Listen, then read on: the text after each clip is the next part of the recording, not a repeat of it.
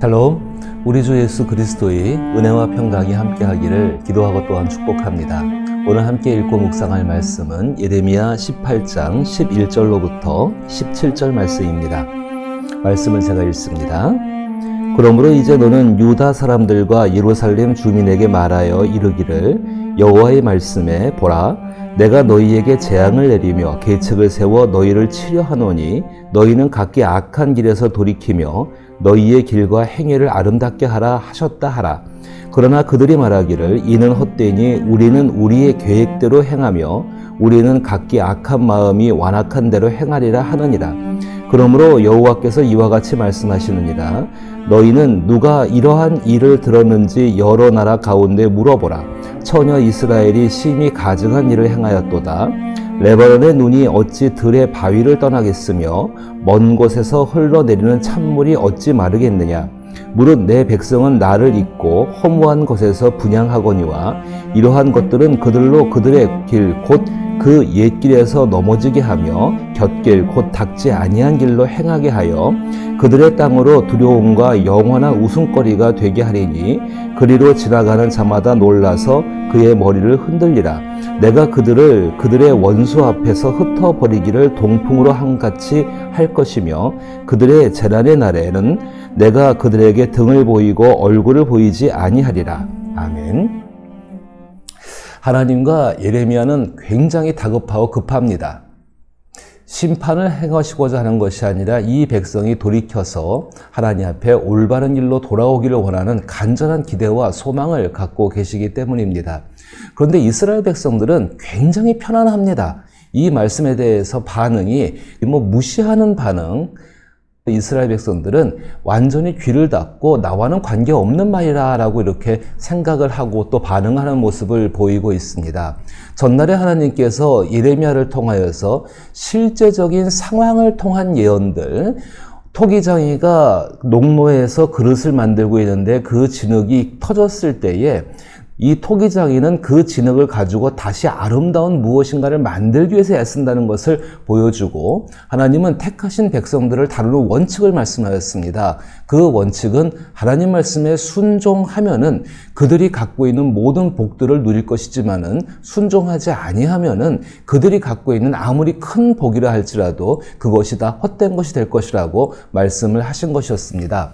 이러한 이야기를 들었을 때 정말로 이스라엘 백성들의 반응이 어떤 모습이었는가를 우리는 생각해 보아야 합니다. 왜 그런가 하면은 그것이 우리가 교회 생활을 하면서 우리의 반응과 태도가 되기 때문에 그렇습니다.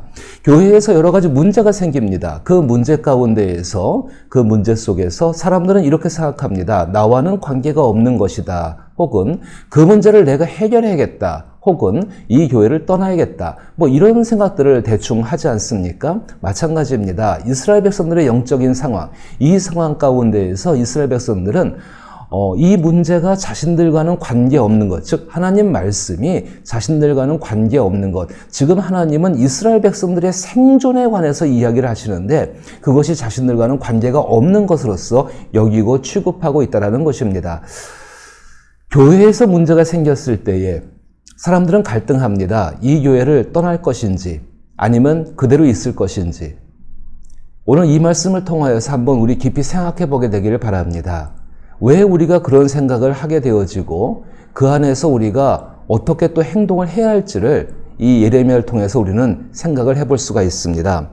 먼저는 하나님의 말씀이십니다. 11절 말씀에 이제 너는 유다 사람들과 예루살렘의 주민들에게 말하여 이르기를 여호와의 말씀에 보라, 내가 너희에게 재앙을 내리며 계책을 세워 너희를 치려 하노니 너희는 각기 악한 길에서 돌이키며 너희의 길과 행위를 아름답게 하라 하셨다 하라. 하나님이 하신 말씀은 하나님께서 작정하고 지금 여러분들을 혼낼 테니까는 야단을 칠 것이고 이제 그것이 재앙으로 다가올 테니까는 너희는 각기 악한 길에서 돌이키며 너희의 길과 행위를 아름답게 하라. 그 길에서 돌아서서 그리고 바른 길을 가라는 것입니다. 이것은 내가 어느 교회에 속해 있다, 속해 있지 않다의 문제가 아니라 이 교회를 떠난다, 떠나지 않는다의 문제가 아니라 나와 관계 있다, 없다의 문제가 아니라 내 삶, 생존에 관한 문제입니다. 우리의 생존이 하나님께 달려있다라고 우리가 믿게 된다고 한다면은 우리는 정말로 하나님의 이 음성을 들었을 때에 아, 그렇구나.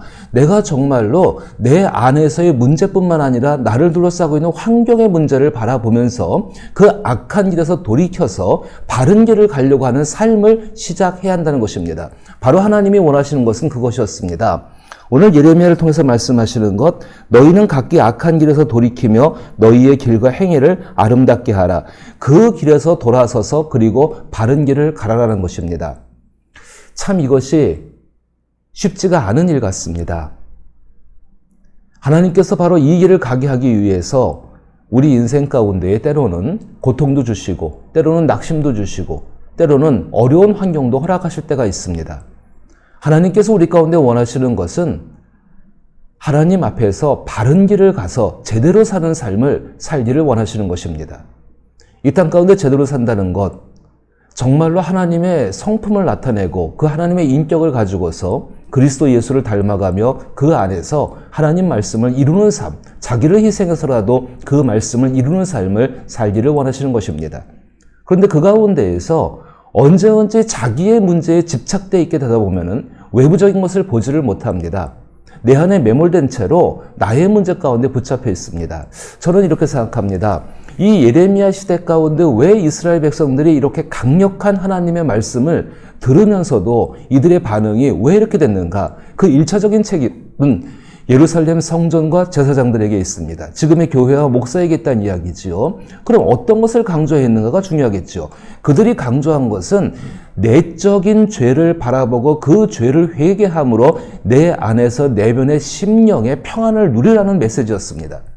평안하다는 메시지를 내보내고 그리고 안전하다는 메시지를 내보내고 그 가운데에서 다만 하나님 앞에 고칠 것이 무엇인가, 국가적인 죄이고 공동체의 죄를 바라보는 것이 아니라 이들이 한 것은 개인적인 죄를 정화하는 과정 가운데에서 이들은 그 메시지를 강조했던 것입니다.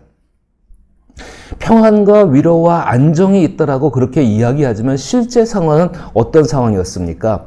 영적인 상황을 보지 못하는 심각한 문제, 그리고 그 영적인 상황을 무시한 그 메시지를 따라가는 그 무지몽매한 태도들이 이스라엘 백성들의 생존 문제에 직결되어져 있다는 것입니다. 이것은 우리에게도 마찬가지일 것입니다. 만약에 교회 안에서 분쟁이 생겼을 때에 당장 나 자신이 느끼는 감정과 기분과 혹은 내 입장과 처지가 굉장히 중요해집니다. 그 가운데에서 그 교회 전체를 감싸고 있는 악이 어떤 모습인지 그 악을 보지를 않으려고 합니다. 왜 그럴까요? 도피처가 하나 있는 것입니다. 내가 하나님 앞에 회개하고 돌아와서 기도하고 내 심령이 평안하면 됐다. 바로 그 생각이죠.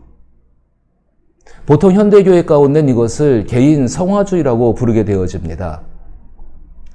자기 자신이 그 개인 성화주의를 통해서 자기 자신의 심령이 평화를 누린다고 해서 공동체가 무너지고 있는데, 그 집이 무너지고 있는데, 그 건물이 무너지고 있는데 그 안에서 나 혼자 평안하다고 주장한들 그것이 무슨 상관이 있겠다는 것입니까? 커다란 댐이 있습니다. 그 댐이 무너진다고 수차례 경고를 합니다. 그러면 사람들은 그렇게 해야 합니다. 모든 사람이 합심하여 변화되어서 그 댐이 무너지지 않도록 고치든지 아니면 거기를 떠나든지, 그 안에서 나는 괜찮아 하고 있다고 한들라도 우리 집은 튼튼하니까는 저 홍수가 내려온다 할지라도 우리 집은 견고해라고 자기 믿음만을 믿고 있다고 한다면은 이거는 정말 생존에 관계된 문제일 것입니다. 물론 자기의 믿음이 하나님 앞에 살아가는 삶에 있어서 굉장히 중요합니다.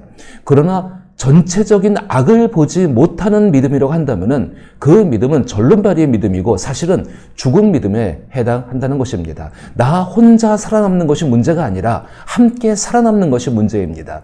고치기 위해서 자기 자신을 희생해서라도 그 일을 감당하고자 하는 노력이 있을 때, 사실 예레미야를 보십시오. 예레미야가 이 가운데 할 수 있는 것은 진리를 전달하고 그 진리 가운데 살고자 애쓰는 삶 가운데에서 그 백성들과 함께 있는 모습이었습니다.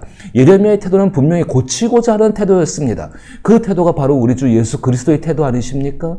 그리스도 예수가 이 땅 가운데 와서 떠나가신 것도 아니고 그것을 방관하신 것도 아니고 그것을 고치기 위해서 자기 자신을 십자가 위에서 희생하지 않으셨습니까? 근데 이스라엘 백성들의 태도는 어떻습니까? 12절 말씀 보니까는 그러나 그들이 말하기를 이는 헛되니 우리는 우리의 계획대로 행하며 우리는 각기 악한 마음이 완악한 대로 행하리라 하느니라. 이들의 마음을 적나라하게 드러내고 있습니다. 우리는 각기 악한 마음이 완악한 대로 행하리라. 고집대로 거짓을 믿고 있는 것대로 정말 거절하는 마음 그대로 하나님 말씀에 대해서 귀를 꽉 닫고는 말씀대로 이렇게 표현할 수 있습니다. 왜 우리가 그렇게 해야 되지? 왜 우리가 하나님 말씀을 듣고 지금 우리가 살고 있는 길이 바른 길인데 나는 얼마든지 하나님 앞에서 제물을 드리면서 예배하면서 내 마음이 평안을 누리고 있는데 내가 왜 그 악을 보고 그 악 가운데 고치기 위해서 나 자신을 희생해야 되지? 라고 말을 하고 있는 것입니다. 지금 우리는 괜찮은데 왜 그냥 있을 것이다. 우리는 아무 상관이 없다. 이거는 너 예레미야의 이야기다. 우리와는 관계가 없다. 근데 듣기가 싫으니까는 이제 그 말을 좀 그만해라. 만약에 그만하지 않으면 너를 죽일 것이다.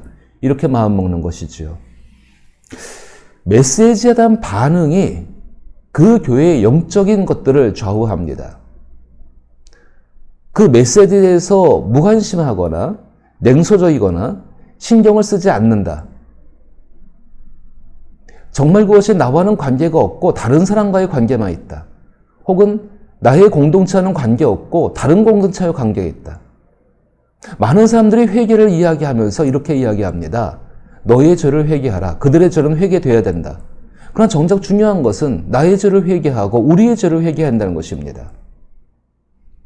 그 냉소적인 반응에서 하나님 말씀이 계속 전달되면 나오는 현상은 공격이 나오게 됩니다. 죽이려는 것이죠. 예수 그리스도가 바로 그 입장 가운데 계셨었고 그리고 여기 예레미야도 똑같은 상황에 처하게 되어집니다. 그래서 네 번째의 고백이 등장을 하게 되는 것이죠. 오늘 우리가 고쳐야 할 태도는 무엇일까요? 하나님 말씀을 자기 편리주의 그리고 한 걸음 더 나가서 자기 심령을 평안하게 하는 것에서 멈추지 말아야 한다는 것입니다.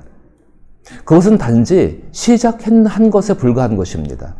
그 시작으로 말미암아서 공동체의 악을 바라보고 그 공동체의 죄악을 없애기 위해서 여기 예레미야처럼 하나님 앞에 기도하고 하나님 말씀대로 살려는 선한 모습, 그래서 빛과 소금의 역할을 감당해야 한다는 것입니다.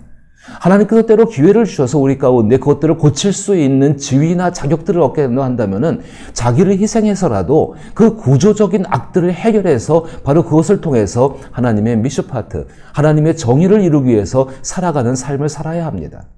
그 가운데서 정말로 하나님께서 불쌍히 여기고 긍휼히 여기시는 고아와 과부와 가난한 자와 적은 자들이 하나님의 은혜를 누리게 되어지고 그로 말미암아서 하나님 앞에 돌아오게 되고 영적으로 가난하고 적어진 자들, 정말 이방 사람들도 하나님 앞에 돌아오게 된다는 것입니다. 현대교회의 치명적인 약점 중에 한 가지가 개인 구원주의에 집착한 나머지 전체적인 악을 바라보고 사회가 구원받는 그것, 공동체가 구원받는 그것 가운데에서 우리는 너무나 약한 모습을 취하고 있다는 것입니다. 초대교회는 어떠했습니까? 그들의 삶 자체가 사회를 바꾸는 삶이었습니다. 초대교회가 박해, 그것은 하나님의 은혜입니다. 그거로 말미암아 흩어진 연후에 그들이 어떤 나라, 어느 지역에 가든 간에 하나님은 함께 하셨고 그들과 함께 그 사회를 변화시키는 역할 가운데 그 공동체가 사용되어졌다는 것입니다. 오늘 우리의 위더스 교회는 어떠해야 될까요? 오늘 우리가 하나님 말씀을 따라 살아가야 되는 것, 그것은 당연한 것입니다. 그 삶을 살면서 우리는 하나님께서 기회를 주실 것입니다. 여기 예레미야처럼 기도하는 기회를 주실 것이고 그리고 한 걸음 더 나가서 사회의 구조적인 악들, 우리 안에 있는 악들도 바꿀 수 있는 기회를 하나님은 허락하여 주실 것입니다. 그 기회 가운데 담대할 수 있기를 또한 기도하고 축복합니다. 이스라엘의 태도는 이러했습니다. 그건 우리와 상관이 없는 일이다. 왜 우리가 그렇게 해야 되지? 이제 너는 입을 닫으라. 그때 하나님께서 말씀하신 말씀은 바로 13절부터 17절까지 하나님의 심판이 그대로 임할 것을 말씀하고 있습니다. 그런데 15절 말씀 보니까는 무릇 내 백성은 나를 잊고 허무한 것에 분향하거니와 이러한 것들은 그들로 그들의 길 곧 그 옛길에서 넘어지게 하며 곁길 곧 닥지 아니한 길로 행하게 하여 그들의 땅으로 두려움과 영원한 웃음거리가 되게 하리니 그리로 지나는 자마다 놀라서 그의 머리를 흔들리라. 수치와 조롱과 패망을 당하게 되어지고 그들이 가진 모든 것들을 잊어버리게 되고 빼앗기게 된다는 것을 말씀하십니다. 바로 이 백성들의 모습이 어떤 모습인가? 순리를 따라가지 아니하고 역행하고 그리고 우연을 쫓아가는 사람들의 모습이라고 저는 생각을 합니다. 순리는 무엇입니까? 하나님 말씀을 따라서 바르고 제대로 된 길을 살아가는 것입니다. 그 바르고 제대로 된 길을 살아가면서 우리는 정말로 그 길이 고단하고 힘들다 해서 우연을 쫓아가거나 역행을 해서는 안 된다는 것입니다. 이스라엘 백성들이 이것을 깨달아야 합니다. 근데 그들은 깨닫지를 못했습니다.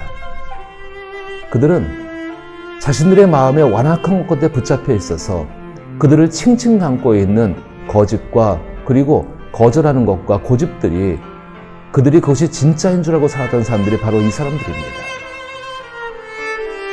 이러면 그 가운데서 말씀을 전하고 그것 가운데에서 그 말씀대로 살고자 애를 썼고 그 가운데에서 그 동족을 사랑하는 마음을 잃지 않았습니다. 오늘 우리가 그리스도의 모습을 지켜나가면서 우리 가정이든 우리 교회든 우리 공동체든 우리 사회든 그 구조적인 악들을 바라볼 수 있기를 다시 한번 부탁드립니다. 그리고 그 가운데에서 그리스도 예수의 선한 것을 나타낼 수 있기를 나사렛 예수 이름으로 축복합니다.